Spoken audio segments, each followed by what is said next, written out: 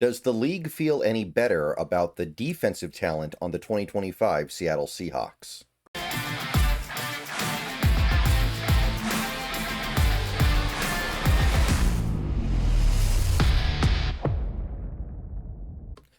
All right, everybody, welcome back. Good morning. Happy Saturday. Made it to the weekend, made it to the end of the week. And we've got one more video that we're going to do on this little ESPN series. We did the first half yesterday, and now we are going to be doing the second half. And it's going to be the more fun half. It's not hard to figure out why, but for those of you who are maybe uninitiated here, the Seattle Seahawks have a majority of their talent concentrated on the defensive side of the ball. I think so. You think so. Pretty much everybody thinks so, including coaches, executives, and scouts around the league. And what ESPN does here, and they've done this for a few years now, is they poll executives, coaches, and scouts before the season starts and ask them who are the best players in the league at each position.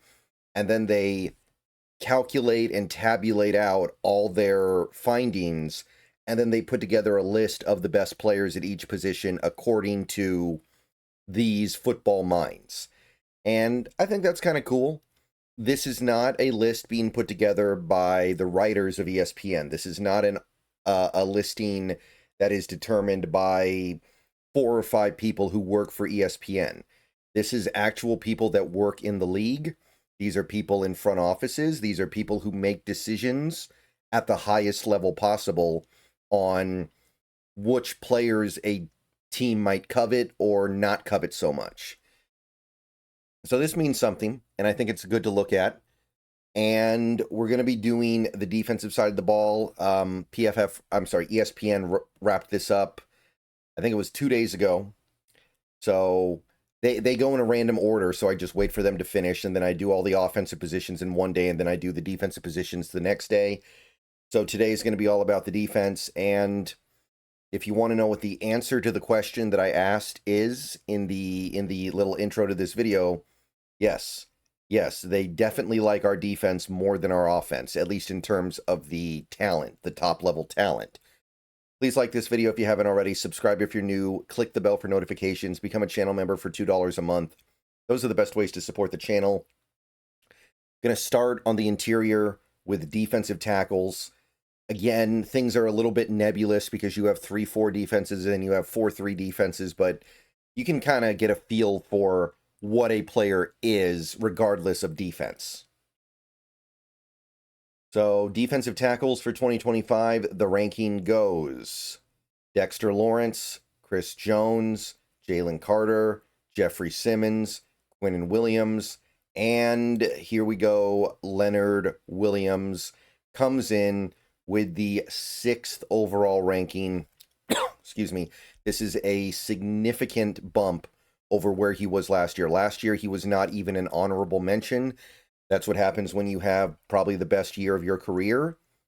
And it's also worth noting 6 is where Pro Football Focus placed Leonard Williams as well when they did their list. So I guess we have a little bit of consensus there. I think Leonard Williams is probably a little better than this, personally. He's also excellent against the run, which is not necessarily something you can say about a player like Jalen Carter. Jalen Carter is a little more one-dimensional right now. Maybe he can make strides. Maybe he can improve on that. But as of right now, I look at a guy like a Jalen Carter, and then I look at a guy like Leonard Williams. In short term, I'm definitely taking Leonard Williams. Now, there is long term, but I don't really think that's what this list is being is trying to evaluate. I'm pretty sure this list is trying to look at what is happening right now this upcoming season. And if I had to choose interior defensive linemen for the upcoming season, Leonard Williams is definitely in my top 5. But regardless, we have ourselves a top 10 player. Leonard Williams comes in strong here, and he is, I'll just go ahead and spoil it right now. He is our best player according to these, I'll call them experts because they do work in the league, right? I think that's fair. We got Matabuke at 7, Buckner at 8, we got Vita Vea at 9, and we have Cam Hayward at 10.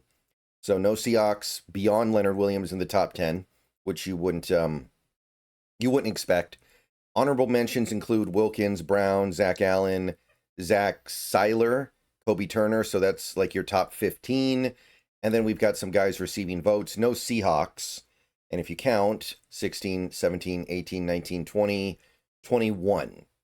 So there's one Seahawk in the top 21. Jaron Reed did not make the cut. And Byron Murphy did not make the cut in the top 21. And neither should, I don't think. Even PFF loves Byron Murphy, but they didn't even put him in the top 21. You got to earn it at some point, and he hasn't yet. And Jaron Reed is getting to the age where it's kind of a go-by-year thing, right? It's just going to be one of those things where every year you'll be half anticipating him to fall off, and eventually it will happen. All right, that's the interior, so we're doing pretty good so far, right? I'm feeling pretty good about the defense after looking at that, right? We go to edge rusher next, and this is the position where the Seahawks did not have a single player in the top 32 on PFF. So we're looking for ESPN to maybe do us a little bit better. But I'm just going to go ahead and blow right through it here. Garrett, Watt, Parsons, Crosby, Bosa, Hendrickson, Hutchinson, Anderson, Hunter, Burse. We got Brian Burns, Nick Bonito, Greenard, Karlaftis, Hines Allen, Mack, Gary, Walker, Sweat, Greg Rousseau, and Chop Robinson. So that is no Seattle Seahawks it would be the top 21, right? It would be the top 21. And that makes sense, right? We got 4 guys that are good, but they've got stuff to prove this year. All 4 of our edge rushers for the 2025 season have something to prove. Nwosu needs to prove he can stay healthy. Mafe needs to prove he can take that last step to being a star player. Hall needs to prove that he can be a 2-dimensional player and play the run successfully. And DeMarcus Lawrence has to prove that last year's injury is not the end of him. It makes sense that none of those guys would be considered among the best edge rushers in the league. So I don't really have much of anything to say about it. I think it makes sense that none of those guys would be here. We're going for more quantity over quality at the edge position. For the moment, I will say I really like our odds of having a player or 2 in the top 20, 21, and maybe stretch it out to 25 by the end of the season.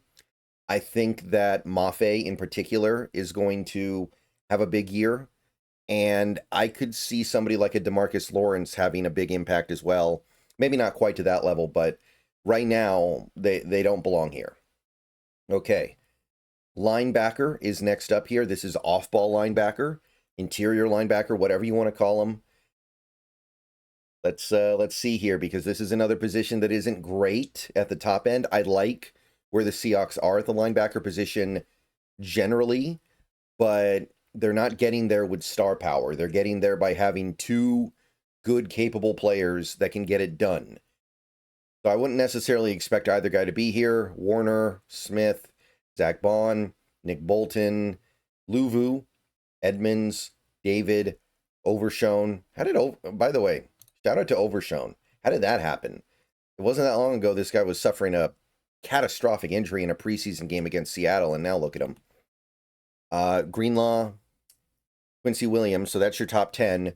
No Seahawks, which, again, I don't think that should surprise anybody. I think that's correct. JOK, Bobby Wagner, Patrick Queen, Demario Davis, Matt Milano, Logan Wilson, Jack Campbell, Olokun, I don't know how to pronounce that one. Damian Sherwood, Zaire Franklin, Blake Cashman. So they have a lot of honorable mentions. No Seahawks. We got our old buddy, Bobby Wagner here, I guess. But that would be 11, 12, 13, 14, 15, 16, 17, 18, 19, 20, 21. And we haven't even gotten to the also receiving votes guys. DJ Edwards, Terrell Bernard, Jordan Brooks, our old buddy. Diane Henley, Drew Tranquil, Robert Spillane, Christian Harris, Pete Werner, Caden Ellis, Ernest Jones. He just barely creeps onto the list here. And if you were to do the math, 22, 23, 24, 25, 26, 27, 28, 29, 30, 31, Ernest Jones does not even crack the top 30. Again, it's a little questionable whether or not we should look at this as a definite list from like 1 to X. It's more of like a list from 1 to 10, with everything else just being extra bonus considerations. But if you are to try to utilize this as a list in order, Ernest Jones is 31st. That makes him basically average as far as inside linebackers go, which is exactly what Pro Football Focus told us, right?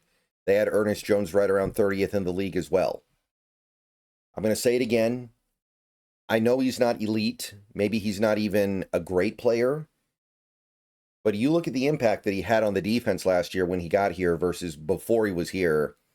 Hard for me to believe that he's average. Hard for me to believe that he's all the way down here to where you're basically saying he is not quite replacement level, but pretty close to replacement level. I'm having a hard time buying that one. I am going to admit that. But technically he is on the list, so I guess that's cool, but it's a little bit, it is a little disrespectful, and maybe he'll take note of this stuff. Again, this doesn't come from ESPN. This comes from the decision makers across the league, theoretically. So I guess they just don't think much of him, and they're not alone there. But again, I have to ask, I don't see how you can have the effect on the defense that he had last year and be basically an average player. Now we get to the secondary, we get to cornerback here, and this is an area where the Seahawks should do quite well. This is one where right away you have expectations of a respectable performance and a respectable ranking for the Seahawks. So let's go through it and see exactly what they came up with. Pat Surtain, Stingley, Denzel Ward, McDuffie, Sauce Gardner, Christian Gonzalez, J.C. Horn, Jalen Johnson, Quinyon Mitchell, and there we go. We got another player ranked in the top 10, Devin Witherspoon. He comes in with the final spot in the top 10. He was 5 last year, so it is worth noting that he has dropped, or excuse me, he was 5 at one point last year. Last year when they actually started the list, he was 9th. So he did come down a little bit, which I kind of get that because I feel like he was better as a rookie than he was as a sophomore. Regardless, I think that this is probably I think this is about right. I think that's probably about appropriate for a player that hasn't quite hit his all-pro stride yet, but is clearly very, very good and brings so many exotic and interesting things to the table that other players at his position simply cannot bring. Like, I'm looking at some of these other players they have ahead of him, and I mean, maybe 1 or 2, you could make a pretty good argument that Witherspoon should be ahead of, but I think this is probably, you're barking up the right tree. Now, if Witherspoon has the big quote-unquote breakout year in 2025 that I suspect that he will have, obviously things are going to change quickly, but pretty good. Get down to honorable mentions: Jalen Ramsey, Humphrey, Diggs, Murphy, AJ Terrell, L'Jarius Sneed.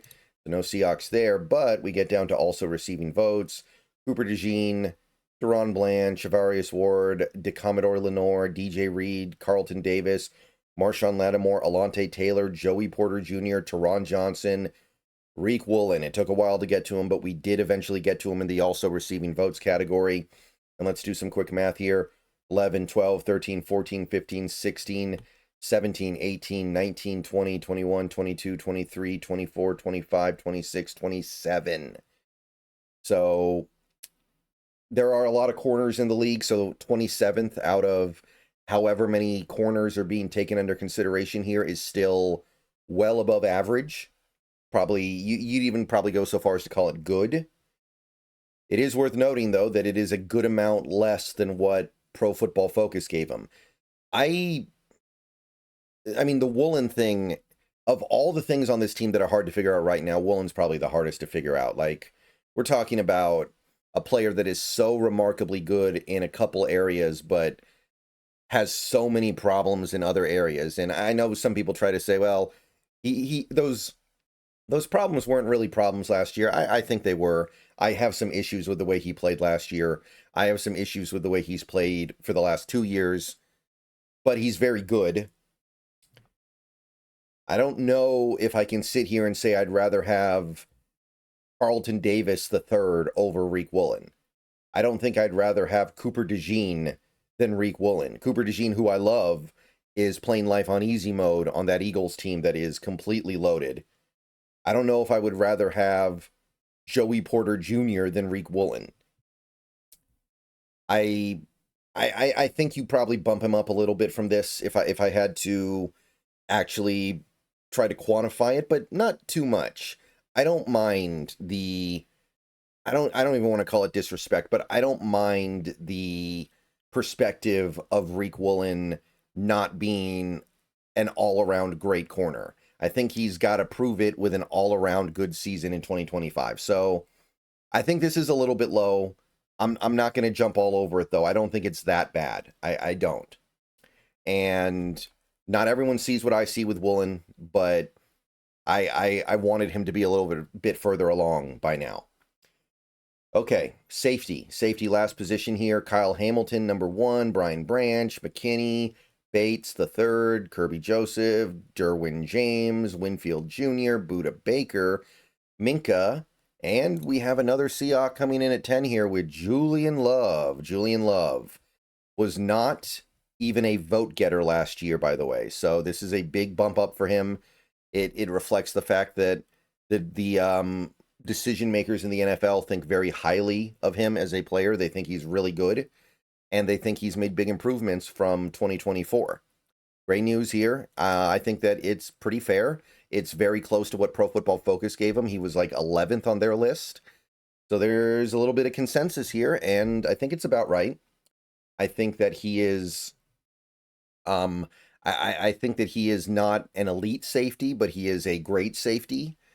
And I don't know if he's ever going to become as good as like a Brian Branch or Kyle Hamilton level safety, but he's been great to have around. I've really enjoyed having him. And he's kind of a forgotten piece of this defense, I feel like.